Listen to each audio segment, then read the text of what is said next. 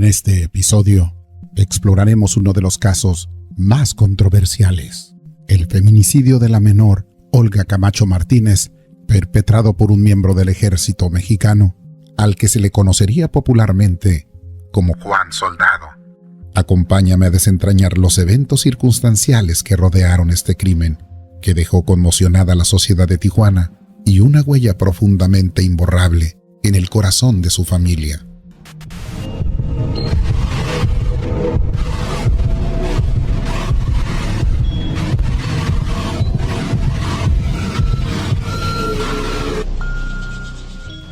El atardecer invernal del domingo 13 de febrero de 1938, Olga Camacho Martínez, que estaba por cumplir apenas 8 años de edad, desapareció mientras realizaba una simple tarea: acudir a la tienda La Corona de la familia Mendívil para comprar la cena de aquella fatídica noche.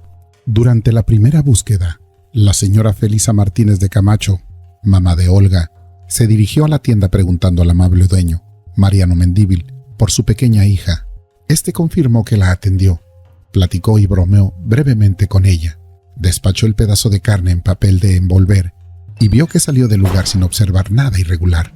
Doña Felisa, a través de la ventana de la miscelánea, observó recargado en la pared de la esquina a un hombre joven, vestido con uniforme militar, que posteriormente se sabría respondía al nombre de Juan Castillo Morales, preguntándole si había visto pasar a la niña. Este respondió de manera negativa. Horas después, la búsqueda desesperada por los preocupados padres, quienes al no encontrarla por ningún lado, solicitaron el apoyo de la comunidad y de los cuerpos de seguridad. La noticia de la desaparición de la pequeña Olga se propagó rápidamente. Una exhaustiva búsqueda en las inmediaciones de su casa y de la tienda, los últimos lugares en donde fue vista, no dio resultados. Tampoco el hospital principal ni las clínicas tenían rastros de la niña.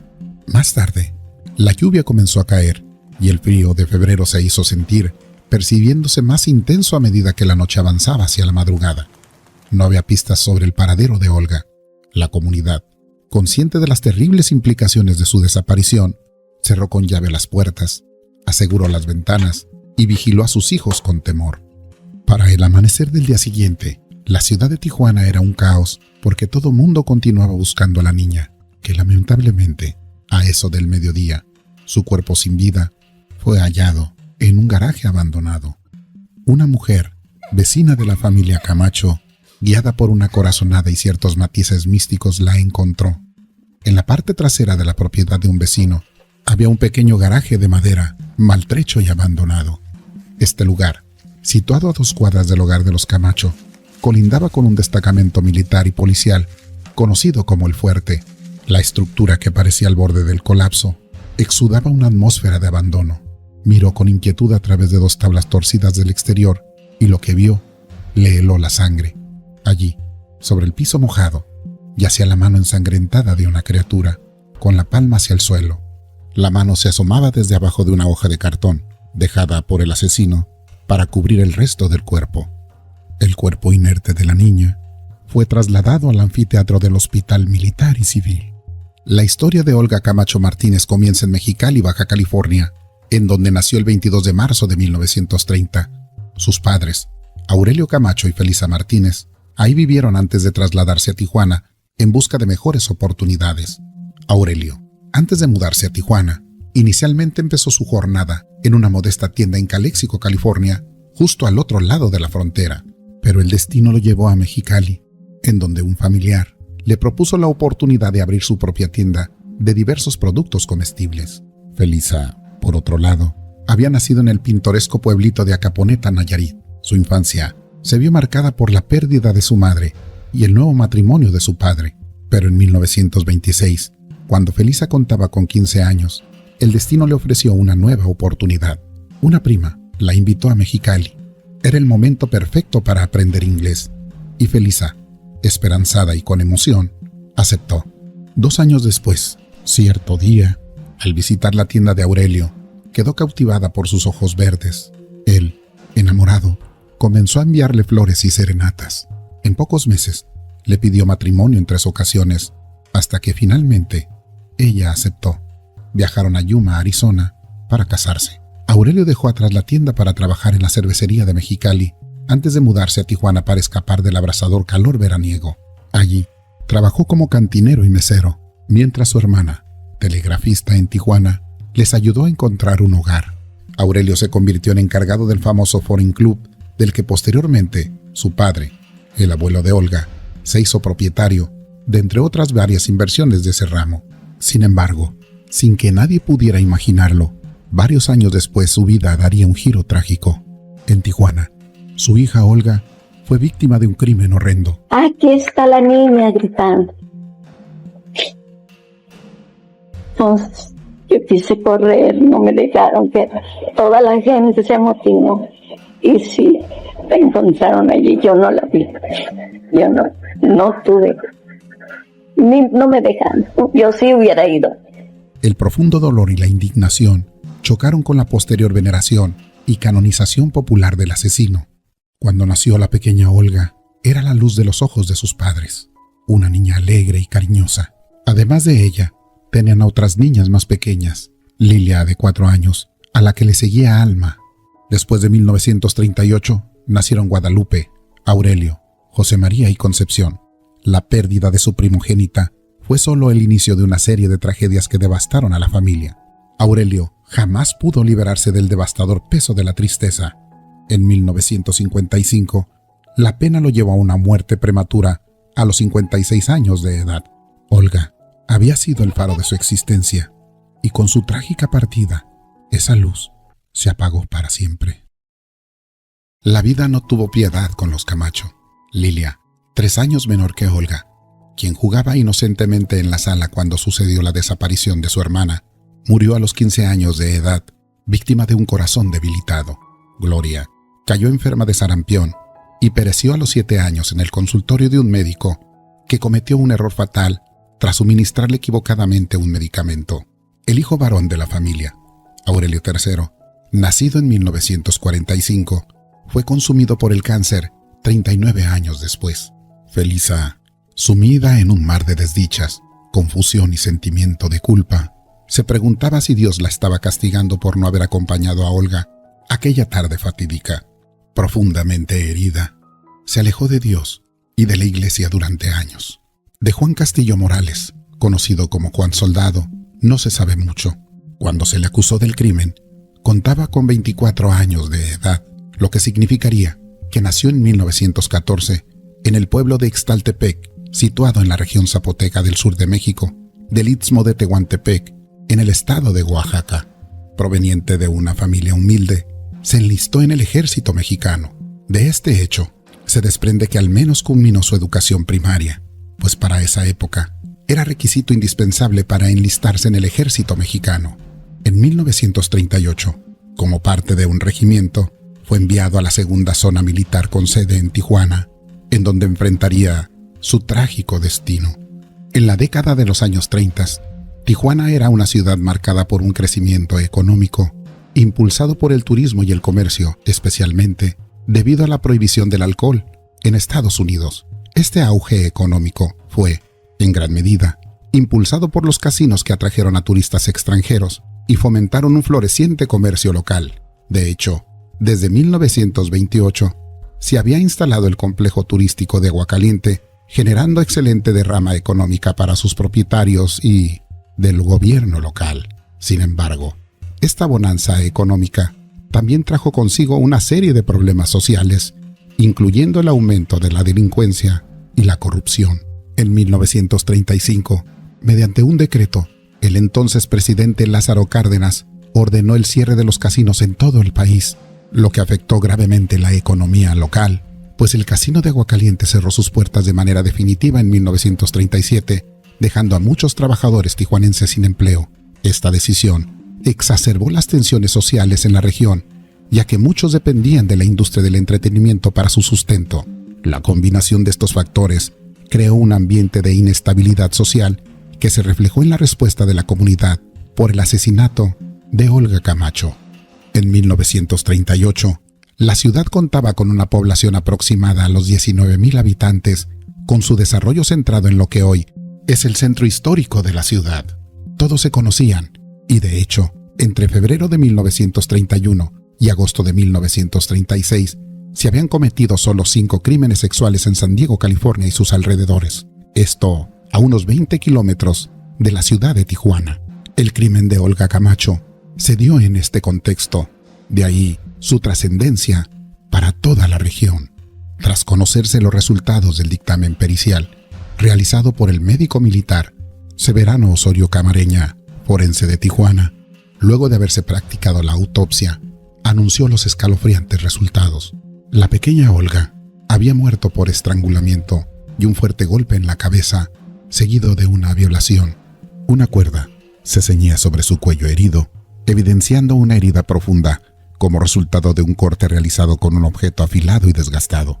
Su vestido, ensangrentado y rasgado, cubría su cabeza. El cuerpo mostraba signos de una lucha desesperada, profundas heridas y arañazos en su piel, especialmente en su brazo derecho, donde 2 cortes profundos y desiguales revelaban su resistencia hasta el último aliento.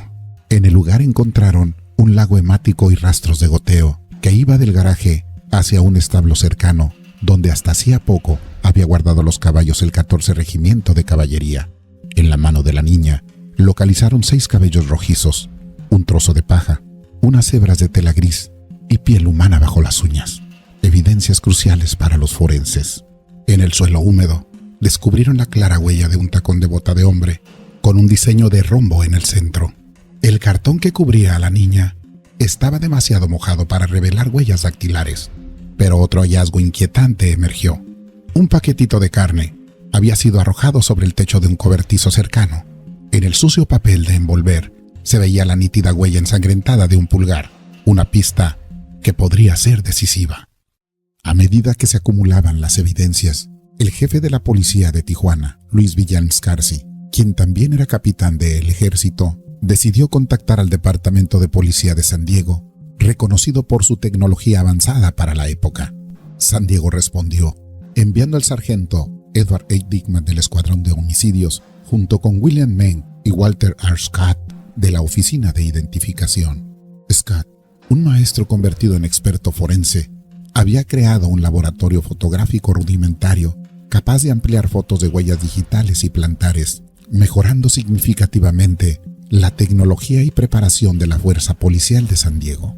Su experiencia y recursos se convirtieron en una pieza clave para avanzar en la investigación. La tarde del lunes 14 de febrero, la policía interrogó a Mariano Mendívil, dueño de la miscelánea La Corona, presumiblemente el último en ver a Olga con vida. Mariano contó que la niña había ingresado alegremente a la tienda, compró un pedazo de carne y salió hacia su casa. Confirmó que el paquete en manos de las autoridades contenía la carne que le vendió a Olga. Dijo no saber nada más y la policía le creyó. En lugar de interrogar a los padres de Olga, debido al estado emocional en el que se encontraban, la policía y el ejército tomaron otro rumbo. Si lo hubiesen hecho, Felisa les habría informado sobre el encuentro que tuvo con Juan Castillo Morales cuando lo encontró recargado en las inmediaciones de su casa y de la tienda La Corona, preguntándole si había visto a la pequeña Olga. Para las 2 de la tarde, reunieron a 5 muchachos que se decía estaban cerca del lugar del crimen. 3 de ellos eran civiles que habían pasado la noche en los establos detrás del cuartel policial para resguardarse del clima invernal. Además de ellos, las autoridades detuvieron a 2 soldados que estaban en el cuartel militar o en sus inmediaciones el domingo en que Olga desapareció. Desde el principio, se especulaba que 1 o más soldados podrían estar implicados en el crimen. Los sospechosos estaban incomunicados, pero al final de la tarde, la policía anunció que aún no había encontrado pruebas o indicios definitivos contra ninguno de ellos. Para las 7, tras una última y brusca sesión de preguntas, exoneraron a los 3 civiles y a 1 de los soldados, cuya madre proporcionó una coartada sólida. Para ser interrogado nuevamente, quedó un soldado raso de 24 años de edad, llamado Juan Castillo Morales, de piel clara, complexión mediana, cabello grueso, oscuro, ondulado y bigote casi imperceptible. Dijo que nació y creció en Ixtlaltepec, en el istmo de Tehuantepec, Oaxaca. Desde el inicio, las autoridades dirigieron sus miradas hacia él, aunque los motivos precisos de su sospecha nunca fueron completamente claros. Testimonios de la época indican que Castillo Morales tenía fama de hacer proposiciones inapropiadas a jóvenes, aunque nunca fue formalmente acusado sobre estos comportamientos por las posibles afectadas. Durante su interrogatorio, Juan proclamó vehementemente su inocencia por estos señalamientos, rechazando enérgicamente haber privado de la vida a Olga. El agente del Ministerio Público Moisés Oliva, en presencia del general Manuel Contreras y de otras autoridades, sin la presencia de un abogado defensor o representante que lo asistiera, realizó el primer e intenso interrogatorio del sospechoso, que duró hasta pasada la medianoche. Afuera se escuchaban los gritos de la multitud proclamando justicia y venganza. En ese entorno, las respuestas dadas se tornaron vacilantes. Había muchas mentiras y contradicciones. En medio de esa presión, pareciera que lo único que importaba era que el sospechoso se declarara culpable para culminar, de la manera que fuera, la investigación. Pero Juan se mantuvo firme, negando haber matado y ultrajado a Olguita.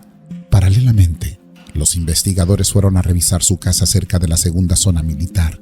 Allí encontraron ropa del sospechoso manchada de sangre, remojándose en una tina, aunque después hubo discrepancias sobre si estaba dentro o fuera de la casa. La policía también reportó haber hallado prendas ensangrentadas de Olga en la misma casa, pero luego decidieron que esas prendas pertenecían a la masía del soldado. Esta confusión y las contradicciones reflejan la prisa por llegar a conclusiones sin verificar todos los indicios. En esta historia, la Amasia emerge como una figura enigmática. Su nombre no aparece en ningún registro y la prensa nunca la entrevistó. Sin embargo, aquella noche, alrededor de las 9, su presencia se torna crucial. Como un espectro inesperado, ofrece pruebas incriminatorias y luego desaparece fugazmente de los relatos históricos. Esta mujer, no identificada, contó a los agentes lo que Juan le había dicho sobre su ropa ensangrentada, que la sangre era de una pelea. Afirmó que su pareja sentimental estaba alterado mentalmente, aunque no especificó si se refería a esa noche o en general. La llevaron a la comandancia, donde, guiada por la policía, enfrentó a su pareja y lo señaló, desapareciendo así del escenario de esta historia. Su aparición, con la ropa ensangrentada, fue la calamidad final para Juan Castillo Morales. Con la cabeza entre las manos, sollozando, confesó su culpabilidad.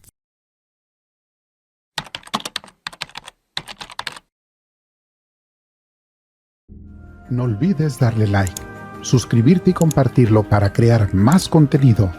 Solo aquí, en Tras los Pasos del Crimen, por Crimen ID.